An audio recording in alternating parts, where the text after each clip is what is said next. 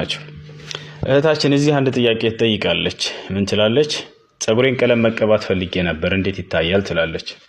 ጸጉር መቀባትን በተመለከተ እስልምና ሃይማኖታችን ምን ብሏል የሚለውን ሙሉውን እንመልከት። ጥቁር ከለርን ከልክሏል ሃይማኖታችን። ነቢያችን ሰለላሁ ዐለይሂ ወሰለም ጥቁር ከለርን ወይንም ማጥቆሪያን አትጠቀሙ ለጸጉራችሁ ብለዋል። ወጀኒቡ አሰዋድ ብለዋል። ጥቁር ከለርን ራቁት ብለዋል። ሌላ ቦታ ላይ ምን ብለዋል?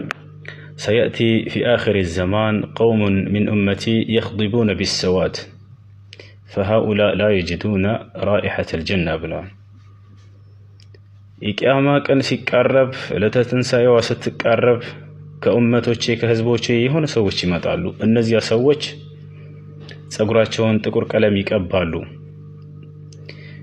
እነዚህ ሰዎች በፍጹም የጀነትን ሽታ አያገኙም ብለው ተናግረዋል። ከዚህ ምን እንረዳለን? ነቢያችን ሰለላሁ ዐለይሂ ወሰለም ጥቁር ከለርን ወይንም ማጥቆሪያን ለጸጉራችን እንደከለከሉ እንረዳለን።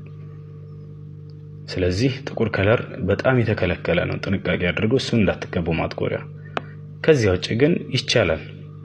ከዚያ ውጭ ይቻላል፣ ትችላላችሁ።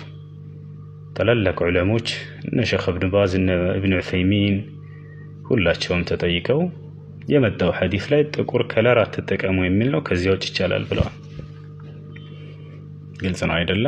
ይህን ይመስላል። አሰላሙ አለይኩም ወራህመቱላሂ ወበረካቱሁ።